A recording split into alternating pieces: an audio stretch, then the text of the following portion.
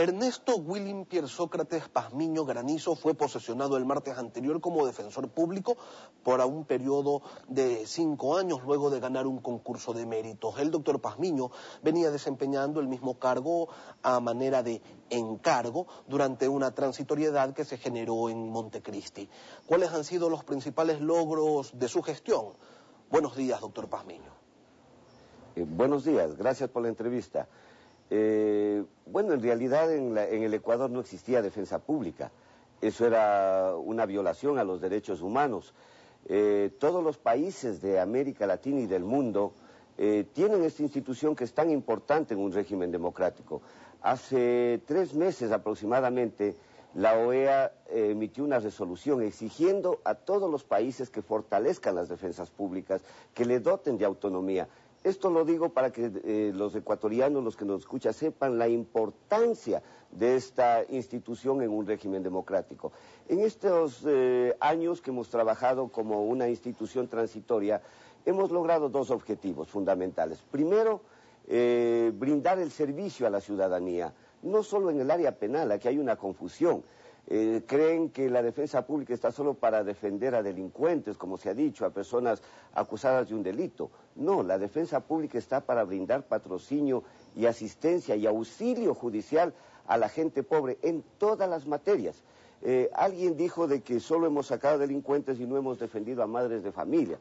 Yo quiero demostrarle a usted y a la ciudadanía de que en estos pocos años de trabajo de la Defensoría Pública hemos logrado despachar 132.782 causas, de las cuales, esto es importante resaltarlo, 23.613 causas son de alimentos, de madres de familia pobres que demandaron una pensión de alimentos para sus hijos y ahora ya tienen una sentencia judicial que les otorga una pensión alimenticia para sus hijos. Tenemos alrededor de 5.000 casos laborales, es decir, personas pobres, trabajadores que fueron despedidos de sus trabajos, trabajadores que no se les paga las horas extras, no se les paga su remuneración adecuada. Ahora en la defensa pública tienen la posibilidad de demandar para que los jueces cumplan sus derechos. ¿Y cuántos casos son penales, doctor? Penales tenemos alrededor de 70.000 causas penales. Es la gran mayoría, ¿no? ¿Por qué hay que aclarar esto? Porque la Defensoría Pública inicialmente nació únicamente como defensa pública penal, del 2007 al 2010. A partir del 2010, por disposición de la Constitución del Ecuador, la defensa pública tenía que ampliarse a otras materias. Y ahora estamos brindando este servicio en niñez y adolescencia, casos laborales y algo fundamental, Lenin y ecuatorianos. Los próximos meses vamos a ampliar una nueva línea de servicio que es legalización de tierras en el Ecuador. ¿Qué significa esto, Lenin? En el Ecuador hemos detectado que hay alrededor de 1.800.000 predios sin legalizar. ¿Qué significa? Que hay campesinos, que hay personas que tienen su propiedad por 5, 10, 15, 20 años, lo vienen cultivando, pero no tienen un título de propiedad.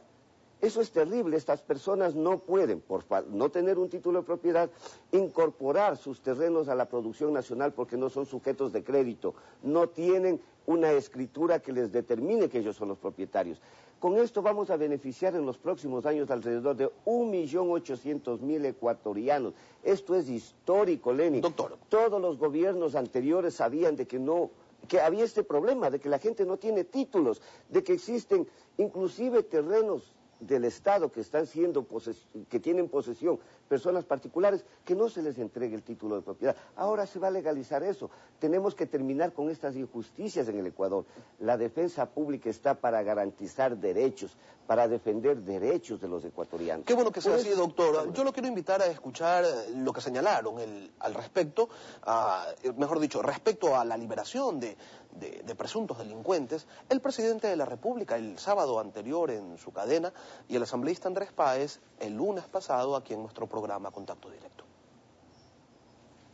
Ha habido desde enero de 2011 a abril del 2012, poco más de un año, 4.643 detenciones en flagrancia y nos han liberado a más de la mitad, y 2.479 liberados, el 53%. Y estos son delincuentes agarrados en el momento del asalto al banco, del asalto al ciudadano, del robo del carro, de pasar la droga, del arma en la mano, y nos liberan a más de la mitad. El presidente de la República, de acuerdo al reportaje, da cifras sobre la salida de delincuentes de las cárceles. Lo que no dice el presidente de la República es que es su gobierno el que ha montado una oficina de liberación de delincuentes, con la cual han sacado 14.000 delincuentes sin ser sancionados. ¿Quién hace los trámites para que los jueces dicten esas resoluciones declarando caducada la prisión preventiva? La Defensoría Pública, pues. Doctor Pazmiño, mucho se lo criticó a usted cuando el 4 de febrero del 2009 envió una carta al entonces presidente de la Corte Suprema de Justicia solicitando: ruego, señor presidente, se digne pedir a los señores presidentes de las Cortes Provinciales de Justicia que soliciten a su vez a los señores jueces y presidentes de tribunales penales que apliquen sin restricciones la caducidad de la prisión preventiva y medidas cautelares alternativas a la privación de la libertad. Esto porque el presidente de la República, mejor dicho, el gobierno ecuatoriano, buscaba declarar a nuestro país una nación libre de presos sin sentencia. Doctor Pazmiño, entre estos presos sin sentencias, había personas que, pese a haber sido detenidas en delito flagrante, sus juicios no habían avanzado. Dos cosas hay que aclarar, ecuatorianos, en lo que acabamos de escuchar. Primero, la explicación que del señor presidente de la República sobre liberación de personas en delitos flagrantes, en audiencias de flagrancia. Eso es una cosa. En este sentido, yo quiero decir muy claramente de que el señor presidente se le ha entregado una información que yo creo que es incompleta, por la siguiente razón. En efecto, de las audiencias de flagrancia, alrededor del 50% de las personas han salido sin que se les ponga prisión preventiva. Pero hay que aclarar un tema, Yo tengo también las estadísticas, porque todos los días yo recibo información de los defensores públicos. Miren, del 100% de audiencias de flagrancia, el 27% terminan con prisión preventiva. Perdón, el 35% terminan con prisión preventiva. El 14% se les aplica una salida alternativa, porque son delitos pequeños. Y hay que aclarar, este tema es fundamental. El 12% de esas causas no se inicia ninguna acción, no se inicia el juicio penal, porque el fiscal no formula cargos. ¿Por qué no formula cargos el fiscal? Porque el caso no es un delito, o porque no es flagrante, o porque el parte policial determinó una conducta que no es delictiva. Solo le doy un ejemplo para que la ciudadanía me entienda.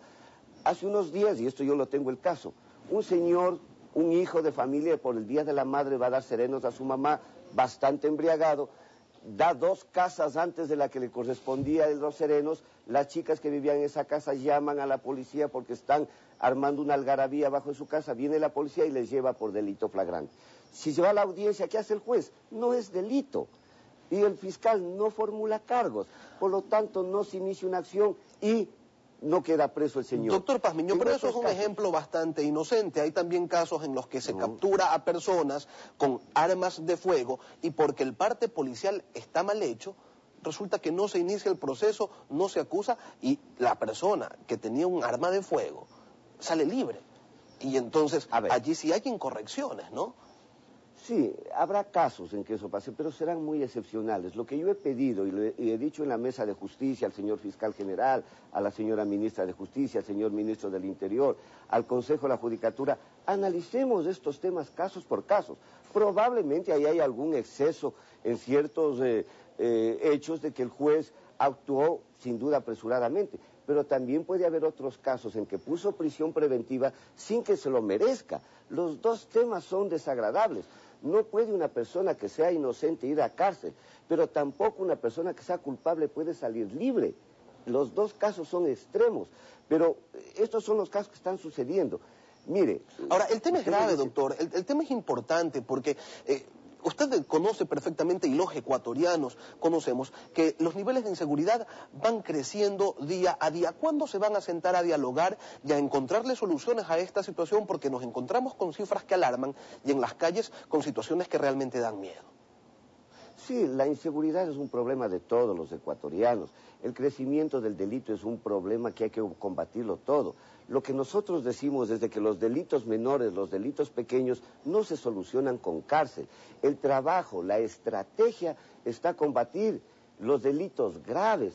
Yo les pregunto a los ecuatorianos, ¿han escuchado ustedes de que en el Ecuador se ha sentenciado a la cárcel a un contrabandista?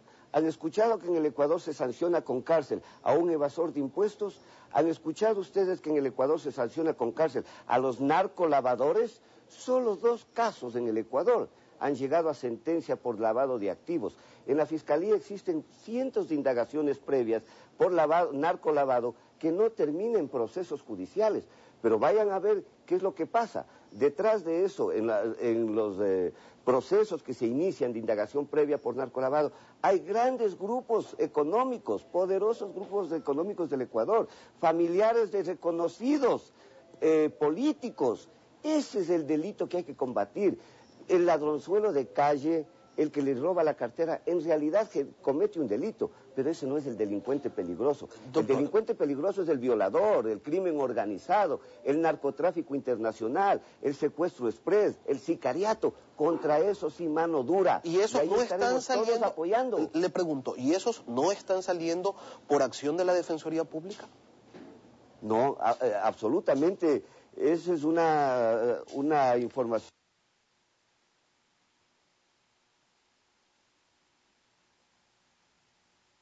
Veo que es por maldad.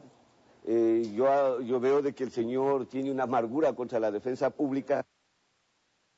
Él sabe de que los defensores públicos no otorgan libertades. Yo le pregunto al señor Páez que demuestre un solo caso en que el defensor público haya ordenado la libertad. Quien ordena la libertad de las personas procesadas son los jueces. Luego de escuchar al fiscal, luego de escuchar a la defensa, emite una resolución el juez. Si el señor Páez encuentra en una libertad de una persona que él dice delincuente, que no son delincuentes hasta que no hay una sentencia, que se ha cometido un error, que el juez ha actuado sabiendo de que es un delincuente, si al existir pruebas, al existir evidencias de responsabilidad de una persona, el juez lo ha liberado, señor Páez, denúncielo. Doctor Pazmiño, con nombres y apellidos. Para finalizar, en este nuevo periodo de funciones que ustedes comienzan, nos encontramos con que la Fiscalía tiene 150 millones de presupuesto. ¿Ustedes con cuánto van a comenzar su trabajo? La Constitución manifiesta en el artículo 191 que la Fiscalía y la Defensoría Pública tendrán igualdad de presupuesto, igualdad de recursos humanos, igualdad de infraestructura.